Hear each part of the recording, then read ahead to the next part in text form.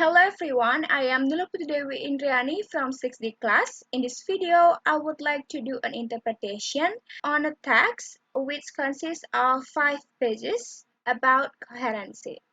Without any further ado, let's move to the interpretation.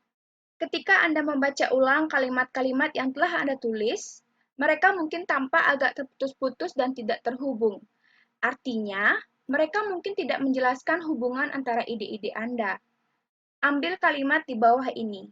Misalnya, banyak orang berolahraga setiap hari dan tidak pernah menurunkan berat badan. Berolahraga itu penting. Satu-satunya cara pasti untuk menurunkan berat badan adalah dengan makan lebih sedikit.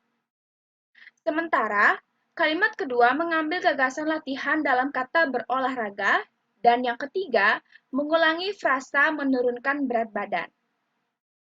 Ketiga kalimat itu tampaknya tidak cukup terhubung. Mereka tidak memiliki kata penghubung atau frase yang akan memperjelas hubungan yang tepat antara berolahraga, menurunkan berat badan, dan makan lebih sedikit. Versi-versi di bawah ini mencakup sambungan-sambungan tersebut. Banyak orang berolahraga setiap hari dan tidak pernah menurunkan berat badan. Berolahraga itu penting, namun satu-satunya cara pasti untuk menurunkan berat badan adalah dengan makan lebih sedikit. Atau banyak orang berolahraga setiap hari dan tidak pernah menurunkan berat badan. Tidak diragukan lagi, berolahraga itu penting, tetapi satu-satunya cara pasti untuk menurunkan berat badan adalah dengan makan lebih sedikit. Next. Masing-masing versi revisi ini lebih koheren dari aslinya, karena penghubung masih dan tidak diragukan lagi, tetapi membuat eksplisit kontras antara dua pendekatan untuk menurunkan berat badan. Sebuah bagian dikatakan koheren ketika ide-idenya bergerak dengan lancar dari kalimat ke kalimat, sehingga pembaca dapat mengikuti alur pemikiran tanpa gangguan. Ada 3 strategi utama koherensi untuk menghubungkan kalimat satu sama lain di dalam paragraf dan melintasi batas paragraf. Yang pertama, menggunakan kata dan frasa penghubung. Kedua, mengacu pada kata dan frasa sebelumnya, atau dengan pengulangan melalui sinonim dan melalui kata ganti.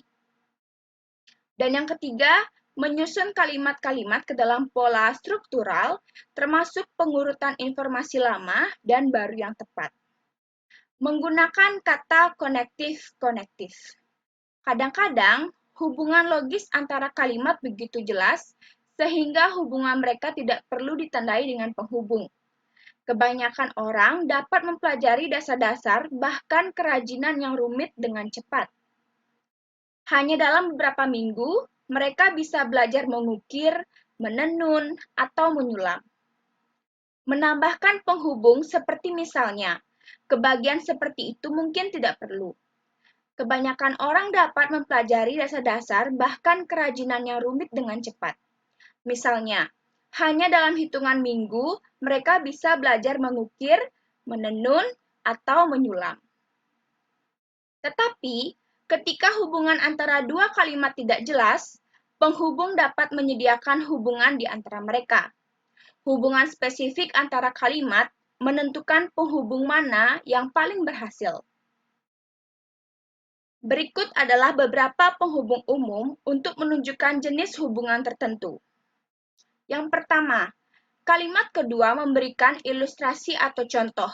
Pertama, jadi, misalnya, untuk satu hal, untuk mengilustrasikan. Yang kedua, kalimat kedua menambahkan poin lain, seperti dan, juga, serta, kemudian, kedua, sama, untuk hal lain, lebih lanjut, selain itu, juga, selanjutnya, lagi, di atas semua, dan akhirnya. Dan yang ketiga, kalimat kedua menyatakan kembali, meringkas, atau menunjukkan hasil. Seperti sebenarnya, jadi, oleh karena itu, akibatnya, dan dengan kata lain. Dan yang terakhir yaitu kalimat kedua mengungkapkan kontras. seperti tetapi, masih, namun, meskipun demikian, sebaliknya, dan di sisi lain. Lanjut, saat Anda membaca paragraf berikutnya, putuskan penghubung mana dari daftar di atas yang paling sesuai dengan bagian yang kosong. Penjara harus berfungsi sebagai lembaga pemasyarakatan di mana seorang penjahat diajari untuk berurusan dengan dunia luar. Sering menyimpan lebih banyak kejahatan dalam di tembok mereka daripada yang ditemukan penjahat di jalan penjara kita. Untuk menandai perbedaan antara apa yang seharusnya menjadi penjara, Anda mungkin memilih penghubung yang mengekspresikan kontras entah atau bagaimanapun. Kata penghubung mana yang akan Anda pilih untuk bagian yang kosong pada bagian berikut? Apa yang menjelaskan tren yang berkembang menuju keterlambatan melahirkan anak? Tingginya tingkat perceraian membuat pengantin baru berpikir 2 kali untuk segera memulai keluarga. Pasangan muda ingin lebih aman secara finansial sebelum memiliki anak. Banyak wanita yang sudah menikah lebih memilih untuk mencurahkan waktu untuk karir mereka sebelum memiliki bayi. Untuk kosong pertama, Anda mungkin telah memilih yang pertama atau untuk satu hal. Untuk yang kedua, selanjutnya, atau untuk hal lain. Dan untuk yang terakhir, di atas segalanya atau akhirnya. Frasa penghubung. Dalam merevisi sebuah paragraf, Anda terkadang membutuhkan lebih dari sekedar penghubung umum untuk mengisi celah di antara 2 kalimat. Anda mungkin membutuhkan frasa yang lebih panjang, klausa, atau bahkan kalimat lengkap. Dalam paragraf berikutnya, misalnya, frasa transisi yang disisipkan sebelum kalimat terakhir menjelaskan hubungan antara pembatasan yang dikenakan pada ganja dan perintah federal untuk memeriksa kembali penggunaannya. Contoh, sejak pengesahan Undang-Undang Zat Terkendali pada tahun 1970, ganja telah diklasifikasikan sebagai obat berbahaya. Kepemilikannya tunduk pada tuduhan kejahatan federal. Tindakan ini telah mencegah penggunaan obat bahkan untuk tujuan medis. Pengadilan federal telah memerintahkan pemeriksaan ulang ganja secara menyeluruh, termasuk potensinya untuk penggunaan medis. Sejak pengesahan Undang-Undang Zat Terkendali pada tahun 1970, ganja telah diklasifikasikan sebagai obat berbahaya. Kepemilikannya tunduk pada tuduhan kejahatan federal. Tindakan ini telah mencegah penggunaan narkoba, bahkan kita lanjut ke halaman berikutnya. Untuk keperluan medis. Namun, baru-baru ini, untuk mengevaluasi kembali posisi pemerintah, Pengadilan Federal telah memerintahkan studi menyeluruh tentang ganja, termasuk potensinya untuk penggunaan medis. Selain kata penghubung dan frasa, Anda dapat menghubungkan kalimat dengan referensi ke kata atau frasa sebelumnya melalui pengulangan kata, melalui sinonim, dan melalui kata ganti. Pengulangan kata. Cara paling sederhana untuk mencapai koherensi melalui referensi adalah dengan mengulang kata penting atau beberapa kata penting dalam sebuah paragraf. Pengulangan sangat efektif jika menekankan gagasan pengendali paragraf. Topik di paragraf berikutnya, hilangnya misterius Agatha Christie. Ditetapkan dalam 2 kalimat pertama dengan kata-kata misteri, misterius, dan hilangnya. Penggunaan kata misteri dan penghilangan pada kalimat terakhir tidak hanya membuat paragraf lebih koheren, tetapi juga memperkuat gagasan pengendali. Seperti, Agatha Christie mendapatkan ketenaran dunia sebagai penulis berbagai kisah misteri. Tapi, tak satu pun dari kisah-kisah ini lebih misterius daripada hilangnya dirinya sendiri. Gelombang keterkejutan bergemuruh di masyarakat Inggris ketika pada bulan Desember 1926, surat kabar menyatakan bahwa Christie telah menghilang. Tidak sampai beberapa bulan kemudian dia ditemukan, diduga menderita amnesia, bekerja sebagai pengasuh di rumah bangsawan Yorkshire. Hingga hari ini, para penggemarnya penasaran dengan misteri kepergiannya. Mengulang kata kunci atau frase yang sering membantu untuk membuat seluruh makalah serta satu paragraf lebih koheren.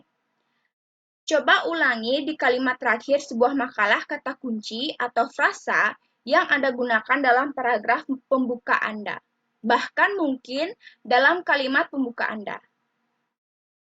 Sinonim. Seperti strategi yang berpotensi efektif, pengulangan langsung dapat menjadi membosankan jika digunakan secara berlebihan. Jadi, pertimbangkan untuk menggunakan jenis referensi kedua untuk menciptakan koherensi sinonim. Artinya, cobalah mengganti satu kata dengan kata lain yang memiliki arti yang sama atau serupa. Pada contoh berikut, pengulangan kata sepeda yang berlebihan menjadi canggung dan tidak praktis. Jika Anda mengganti sinonim untuk kata-kata yang diulang, Anda dapat membuat bagian itu lebih menarik tanpa mengorbankan koherensinya. Bicycling di Amerika telah berkembang dengan pesat. Sepeda dulu dijual kepada orang tua untuk anak-anak mereka. Sekarang, orang tua yang sama itu membeli. Lanjut ke halaman berikutnya. Sepeda untuk diri mereka sendiri juga. Para eksekutif mengendarai sepeda ke tempat kerja agar terhindar dari kemacetan lalu lintas. Suburbanites menggunakan sepeda untuk berbelanja tanpa harus bersaing mendapatkan tempat parkir di mal.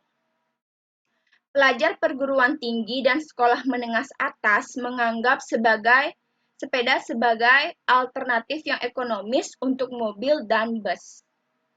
Dan bahkan, nenek dan kakek menikmati bersepeda untuk berolahraga.